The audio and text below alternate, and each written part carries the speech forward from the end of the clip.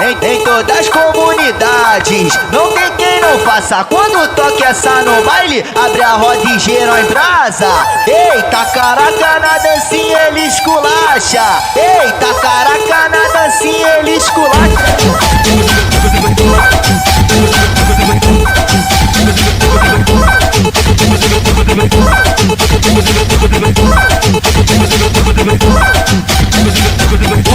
Ela roubando a cena, com a dancinha engraçada. As novinha fica olhando porque elas se amarra. Eita, caraca, na dancinha ele esculacha. Eita, caraca, na dancinha ele esculacha.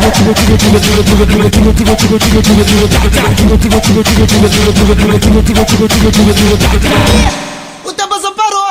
Não solta não, não solta não, não solta não, não solta não, não solta não, não solta não, não solta não, não solta não, não solta não, não solta não, não solta não, não solta não, não solta não, não solta não, não solta não, não solta não. Faz a rodinha, rodinha, rodinha, rodinha, rodinha, rodinha, e faz a rodinha, rodinha, rodinha, rodinha, rodinha, rodinha. O menor roubando a cena, com a dancinha engraçada. As novinha fica olhando porque elas se amarra. Eita, caraca, na dancinha ele esculacha. Eita, caraca, na dancinha ele esculacha.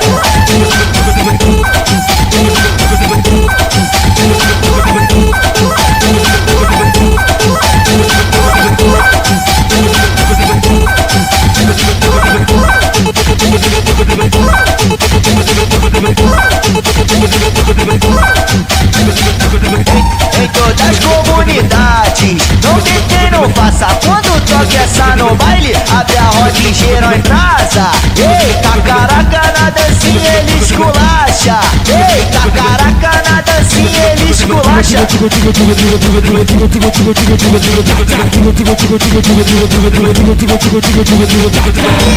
O tempo só parou. Não solta não, não solta não, não solta não, não solta não, não solta não, não solta não, não solta não, não solta não, não solta não, não solta não, não solta não, não solta não, não solta não, não solta não, não solta não, não solta não. Faz a rodinha, rodinha, rodinha, rodinha, rodinha, rodinha, e faz a rodinha, rodinha, rodinha, rodinha, rodinha, rodinha. O menor roubando a cena, com a dancinha engraçada. As novinha fica olhando porque elas se amarra. Eita, caraca, na dancinha ele esculacha. Eita, caraca, na dancinha ele esculacha.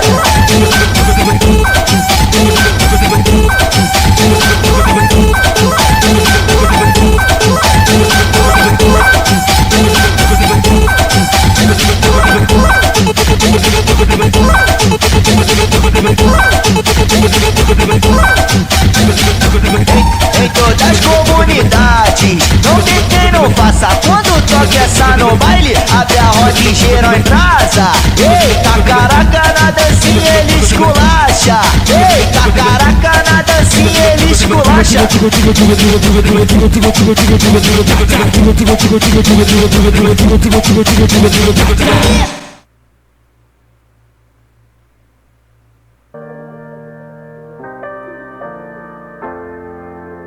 What a feeling, the ones that you're doing it for, they take.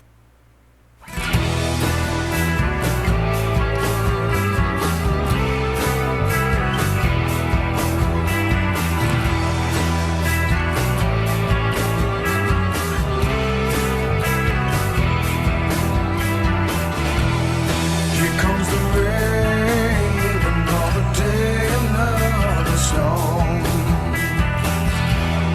I've been down, down, down for oh so long. I walk this mile, and now there's no quarter, for in the end, blood is thicker than water.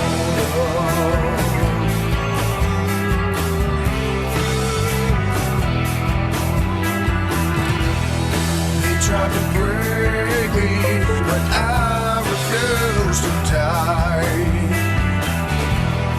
They tried to rape me, but I refuse to cry. Here comes the rain, another day, another storm.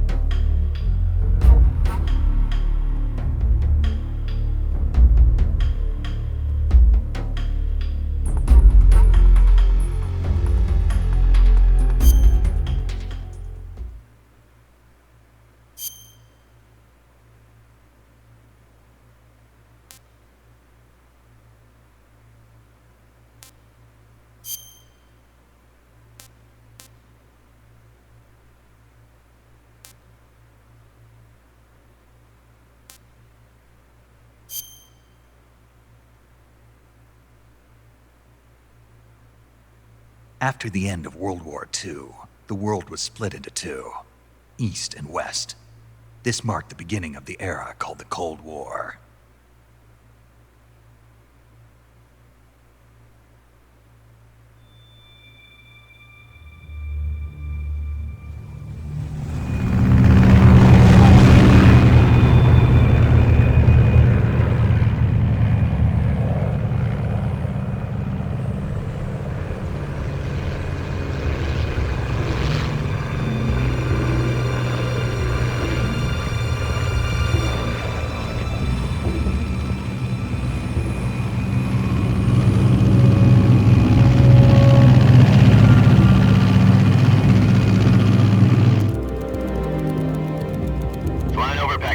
Altitude 30,000 feet.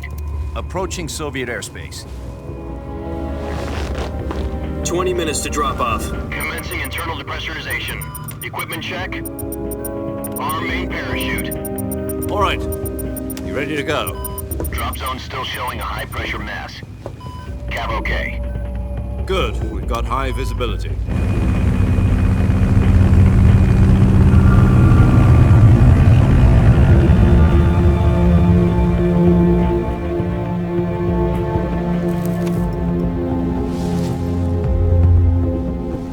Put out that cigar. Connecting oxygen hose to interior connector. Put on your mask.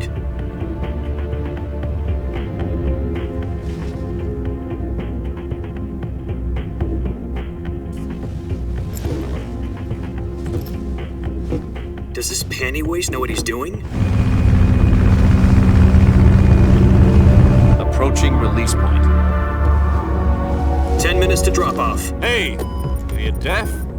He said put out the cigar and put on your mask.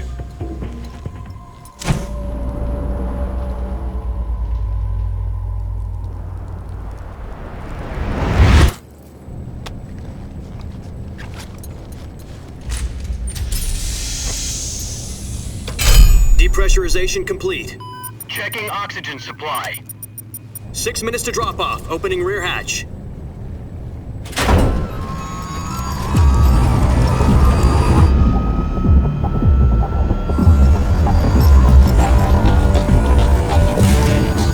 Sunrise.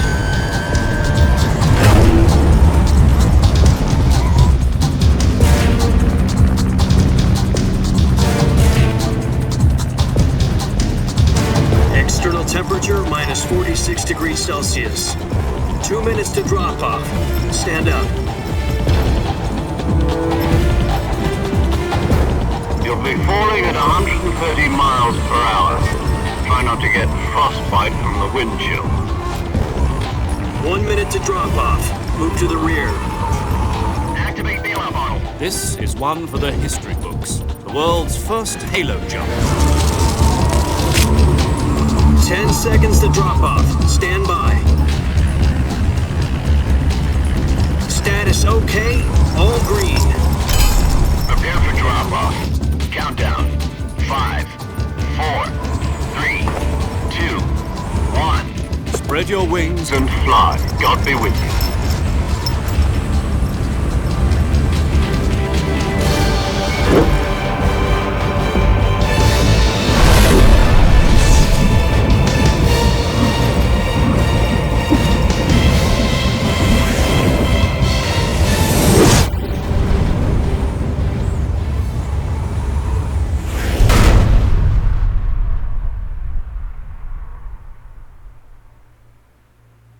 Jack, I've got some important news. The head of the CIA has finally given us the green light for the virtuous mission. Virtual mission? No, the virtuous mission. The future of our Fox unit depends on it. If it succeeds, we'll be officially organized into a unit. Virtuous mission? Sounds like some kind of initiation ritual. You know, don't get cocky. This isn't a training op. Right. So what exactly is this wonderful mission? Well, about 2 years ago, a certain Soviet scientist requested asylum in the West through one of our moles. His name is Nikolai Stepanovich Sokolov. He's head of the OKB 754 Design Bureau. one of the Soviets' top-secret weapon research facilities, and the East's foremost expert on weapons development. Sokolov, isn't he that famous rocket scientist? The very same. On April the 12th, 1961, the Soviets achieved the first manned spaceflight in history. The Earth was blue, but there was no God. Well spoken. The rocket that carried Yuri Gagarin into orbit was the A-1, known as the Vostok rocket. Sokolov is said to be the man most responsible for the multi-engine cluster used in that rocket. After Gagarin's flight, Sokolov left rocket development to become the head of the newly established Design Bureau. From a lowly technician to head of a design bureau, that's quite a success story, so why do you want to defect? It seems he'd become afraid of his own creations. Afraid? Call it a crisis of conscience. And for that, he left his country and his family behind and went over the fence? Not exactly. One of his conditions was that his family was also to be taken safely to the west. We used a mole to get the family out first and succeeded in sneaking Sokolov over the Berlin Wall shortly afterwards.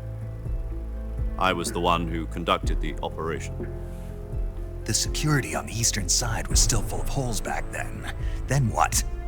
We got Sokolov over in one piece, but the whole ordeal had left him exhausted, and we checked him into a hospital in West Berlin.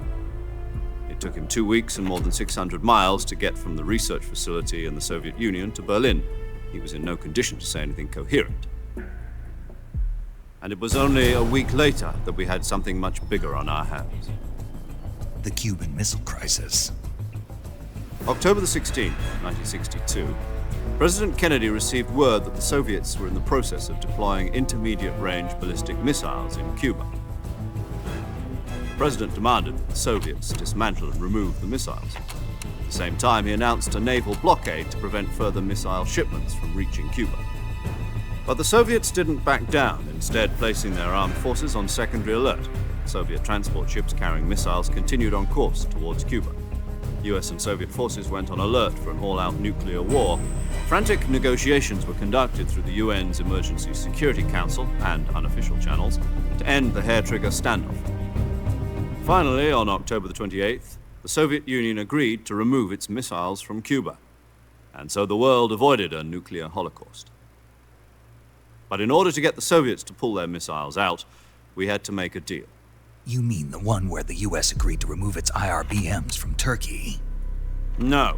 The Jupiter IRBMs deployed in Turkey were obsolete, and we were going to get rid of them anyway. They had no strategic value whatsoever to either the US or the Russians. The Turkey deal was a ruse, a cover story that was fed to the other intelligence agencies around the world. So what did the Russians really want? Sokolov. They wanted us to return Sokolov. You mean the Soviets pulled out of Cuba just to get their hands on Sokolov? That's right. What the hell was he working on? At the time, we had no idea. We were running out of time. It was either give up Sokolov or risk full-scale nuclear war. In the end, we had no choice. President Kennedy gave in to Khrushchev's demand. The next day, I got Sokolov out of the hospital, handing him over to agents on the eastern side. Sokolov kept on screaming, "Save me," until he disappeared from my sight. Then a month ago, we received some new information from one of our moles. About Sokolov? Yes. He was taken back to the research facility and forced to continue working on the weapon in question under KGB supervision. What's more, it's on the verge of completion. So what kind of weapon is it? Something to do with space rockets? No, missiles. Same technology. I guess you're right. We don't know the details, but it appears to be a new kind of nuclear device. For half a year now, the Soviets have been conducting frequent nuclear tests at Semipalatinsk. Something to do with the weapon, I assume. We're talking about a secret weapon so big that Khrushchev was ready to pull out of Cuba to get it back. Is Sokolov still in the facility? No. According to our intelligence, he's in Selinoyarsk, a place in the mountains about 3 miles to the west that's known as the Virgin Cliffs. The Virgin Cliffs. Nice name for a virtuous mission. They moved him there just recently. Why? Apparently, they're conducting a field test of the weapon, but it's our best chance to get him back. This mission would never have been possible if he was still in the research facility. This is our last chance. Sokolov must have known that too when he contacted us.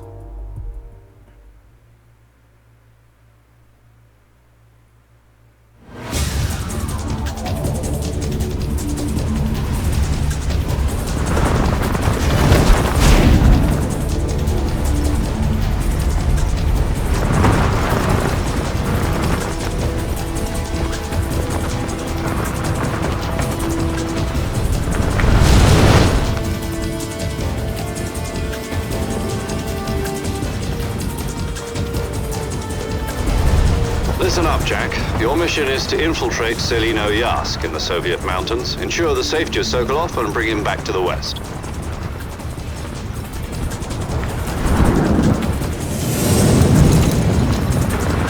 If we don't get Sokolov back before that weapon is complete, we'll be facing a major crisis. The clock is ticking.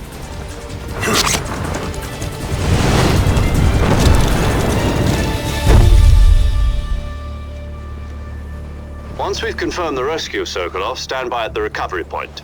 A recovery balloon will be dropped at that point. Helium will be pumped into the balloon to inflate it. The process takes about 20 minutes. Once it's complete, the gunship's arm will latch onto the balloon and pull it up. The Fulton surface-to-air recovery system. I'm familiar with the theory. Take it easy. It's been combat-proven. Do you think Sokolov is up to it? The shock will be less than during a parachute jump, and the arm can handle up to 500 pounds. So you're planning on going over the border in a single combat Talon? She's equipped with two 6-barrel 20mm Vulcan cannons, as well as two 40mm machine guns. Sounds like she could hold her own against a battalion of tanks. Even with the fuel in the reserve tank, we're facing a 4-hour time limit. If all goes well, it shouldn't take more than a few hours. Home in time for dinner. But if anything goes wrong, You'll be eating dinner, breakfast, and all the rest of your meals in the jungle.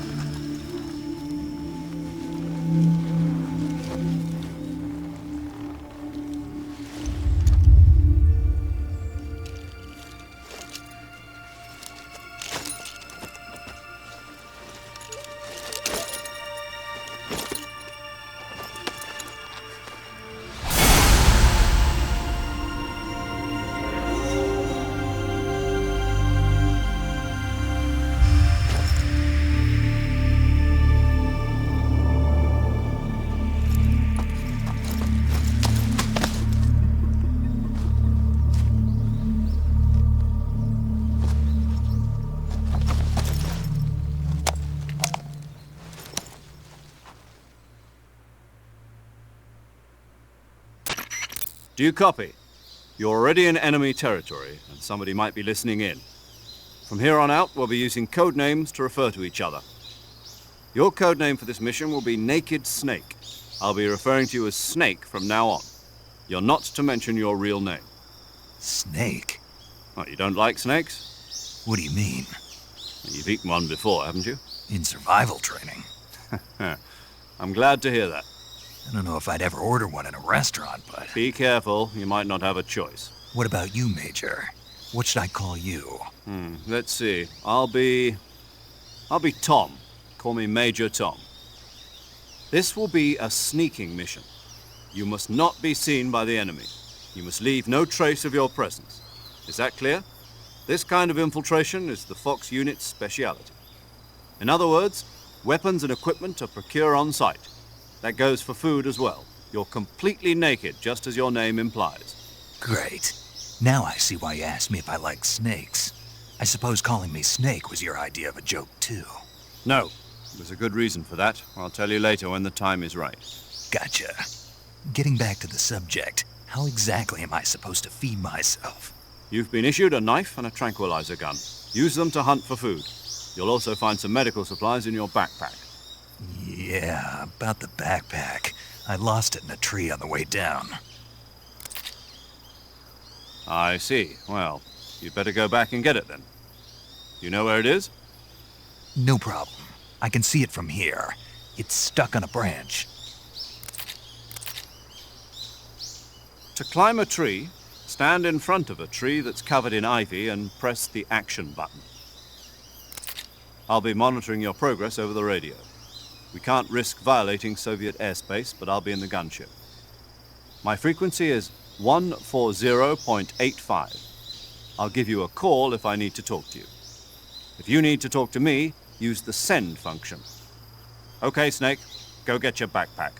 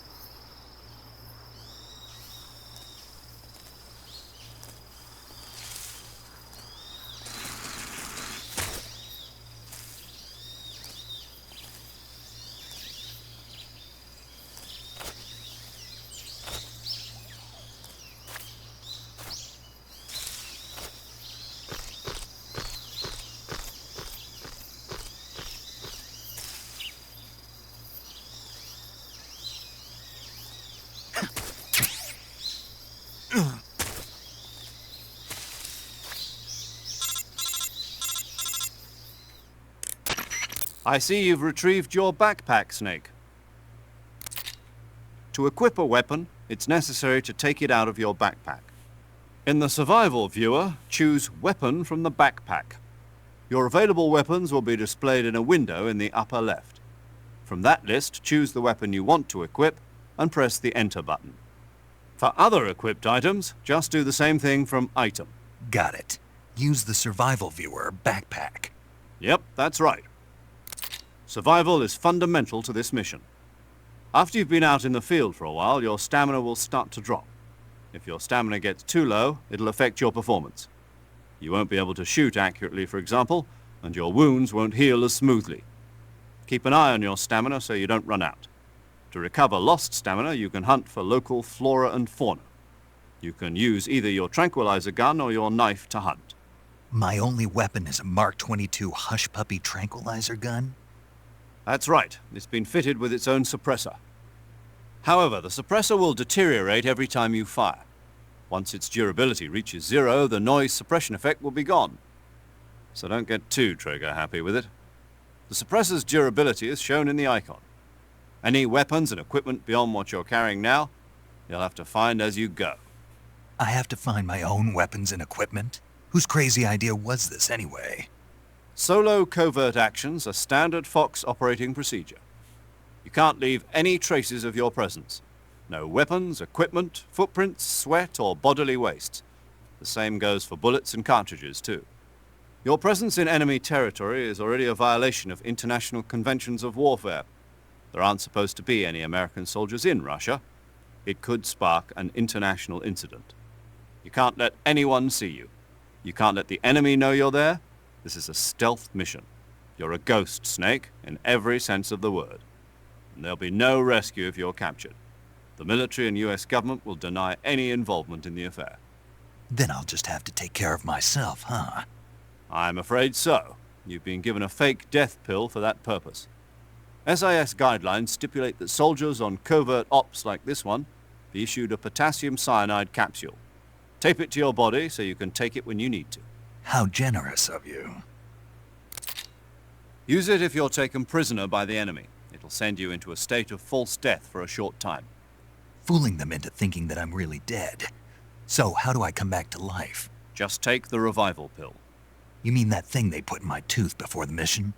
That's the one. But be careful. If you remain in a state of false death for too long, nothing will be able to bring you back. Remember that. I'll keep it in mind. You said this was a solo mission, right? Right. I guess that means I can't count on any reinforcements. Correct. The mission rests entirely in your hands. A real one-man army. Relax. There's a support team ready to back you up over the radio. Who? I'll introduce them to you. This time, survival is of utmost importance. The first member of the support team will be in charge of monitoring your physical condition, acting as a medic, so to speak, as well as recording your mission data. She's a member of Fox as well, and she's here on the gunship with me. She? Hello, Snake. I'm paramedic. Nice to meet you. Paramedic. As in a medic who comes in by parachute. Aren't you going to tell me your real name? Are you going to tell me yours, Mr. Snake? My name, huh? It's John Doe. And they call you Jack for short. You're a regular Captain Nemo. A name means nothing on the battlefield.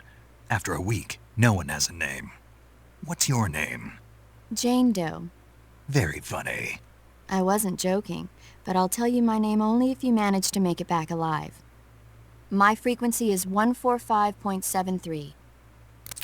She's also in charge of recording your mission data. Whenever you want to save, send a message over the reserved save frequency, 140.96. So saving lets me record my mission data. That's right. It also records the state of your health. Good to know. There's one more person I want to introduce you to, Snake. Huh? Speaking of snakes, you remember the boss, don't you? A legendary soldier and your mentor. Actually, it was the boss that got the DCI's authorization in the first place.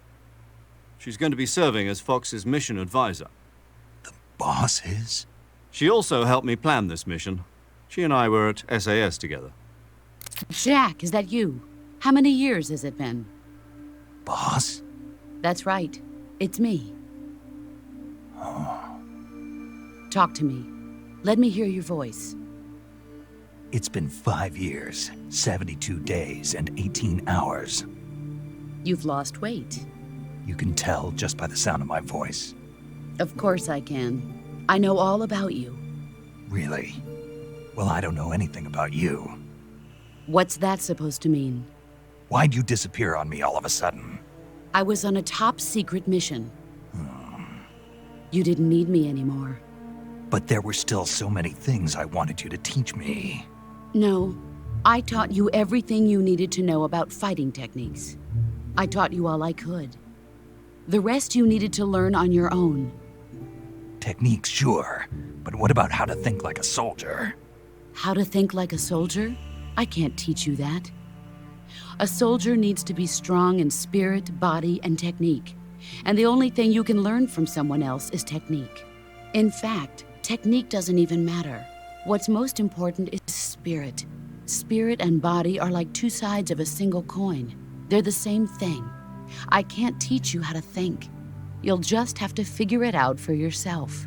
Listen to me, Jack. Just because soldiers are on the same side right now doesn't mean they always will be. Having personal feelings about your comrades is one of the worst sins you can commit. Politics determine who you face on the battlefield. And politics are a living thing. They change along with the times. Yesterday's good might be tomorrow's evil. Is that why you abandoned me? No, it had nothing to do with you. I already told you, Jack. I was on a top-secret mission. A soldier has to follow whatever orders he's given.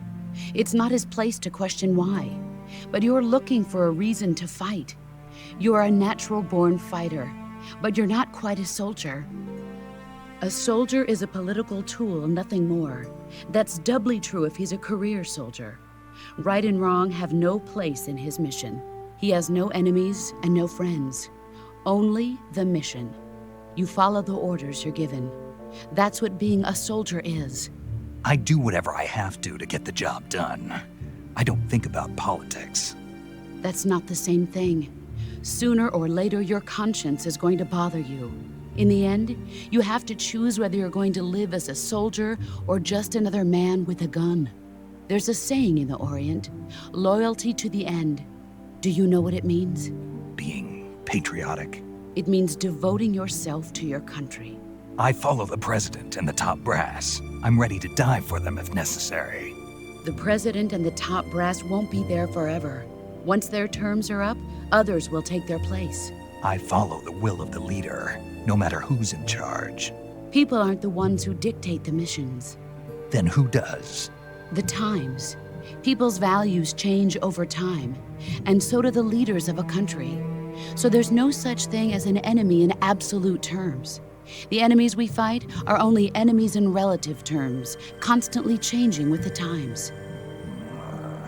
As long as we have loyalty to the end, there's no point in believing in anything, even in those we love. And that's the way a soldier's supposed to think? The only thing we can believe in with absolute certainty is the mission, Jack. All right, but do me a favor. What is it? Call me Snake. Snake? Oh, right. Your code name is Snake. It suits you well. That's right. The legendary unit that the boss put together during World War II was a snake. The Cobra unit, a group of heroes that brought the war to an end and saved the world. As long as you've got a legendary hero backing you up, you'll be fine. Isn't that right, Snake? Yeah. I can't think of anyone else I'd rather have with me. Oh, and one more thing, boss. Yes? It's good to hear your voice again. Same here. After all, who knows if either of us will make it out alive? Snake, you are always best at urban warfare and infiltrating buildings. But this is the jungle. Survival is going to be key. Those CQC techniques I taught you are sure to come in handy. CQC? Close quarters combat, huh?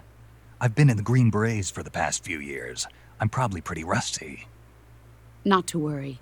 I'll be here to help you remember. After all, this is your first actual survival mission. I'll be supporting you over the radio. Where are you, boss? Next to the Major? The boss is communicating with us by radio from aboard a Permit-class submarine in the Arctic Ocean. My frequency is 141.80. Call me if you need my advice on battle techniques. Gotcha. Your mission is to retrieve Dr. Sokolov. Dr. Sokolov is being held in an abandoned factory located to the north of your current position. Avoid heavy combat and don't let anyone see you. Don't forget that this is a stealth mission.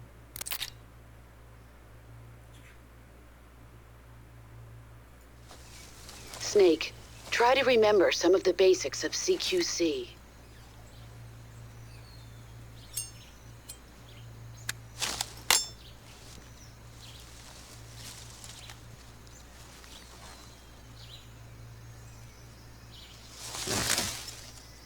Commencing virtuous mission now.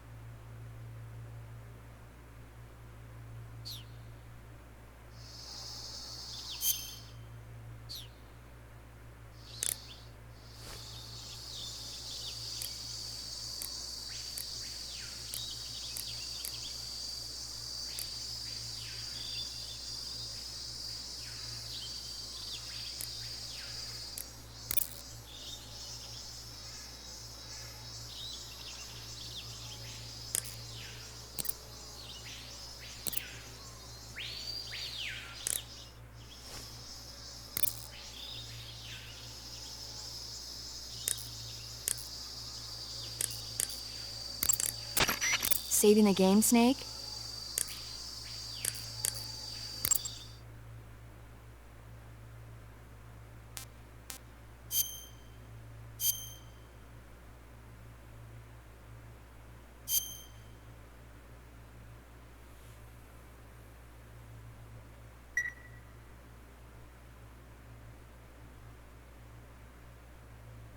Hey, Snake, you ever heard of Godzilla, King of Monsters? No, what is it? It's a movie. You haven't seen it? Nope. It's about this monster called Godzilla, who grows to an enormous size in a nuclear test and goes on a rampage in Tokyo. Nuclear test, huh? Then the Marshall Islands must be crawling with giant monsters right about now. It's just make-believe. Maybe that's why my pants have been so tight lately. Snake, it's a movie, not a report out of Los Alamos. I know. So then what happened? Godzilla is immune to all weapons, and humanity has no way to stop the monster. Dr. Shirazawa develops a new type of weapon, but meanwhile, Godzilla is getting closer and closer to Tokyo, obliterating everything in its path. It was originally a Japanese movie, but they made an American version, too. I recommend seeing the original Japanese one if you ever get the chance. It's mostly mindless fun, but it's also got a serious anti-nuke message as well. Where can I see the original? You'll just have to go to Japan. Really? That's too bad. Well, if you wait 40 years, you might be able to see it in America, too. Why's that? 2004 will be Godzilla's 50th birthday. You think they're still going to be making Godzilla movies then? Of course! Everybody loves Godzilla. You sure know a lot about movies. I don't suppose you're the movie-watching type, are you? Not really. Okay, then I'll tell you everything I know. When the going gets tough, movies can save your life. It's always good to be able to look at things from a different perspective when you get in a jam. That's the magic of movies. No kidding. Well, I guess it might at least make a nice distraction. That's the spirit, Snake. Have a little fun.